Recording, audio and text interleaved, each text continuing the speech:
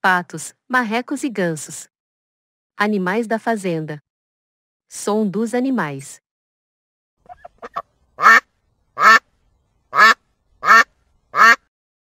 Olá! Hoje vamos falar sobre os patos, marrecos e gansos. Os três são aves e podem viver nas fazendas e outros locais. No vídeo você vai ouvir o som dessas aves tão lindas. Tanto os patos, os marrecos como os gansos, são aves aquáticas. Esses três tipos de pássaros compartilham muitas semelhanças. Todas as aves aquáticas têm pés palmados e bicos largos e planos. Patos, gansos e cisnes viajam em bandos.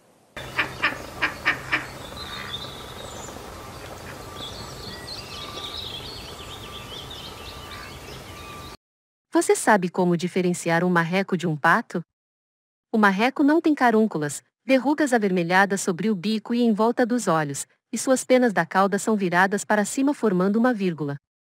Já o pato tem penas lisas na cauda e postura mais horizontal.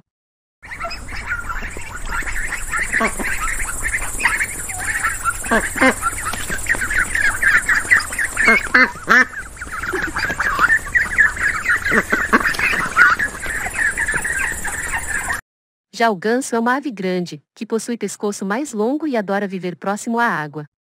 Assim como o pato, os seus pés possuem membranas para ajudar a nadar melhor e com mais facilidade.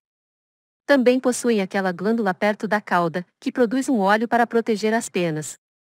A maioria dos gansos são pretos, marrons, cinzas ou brancos.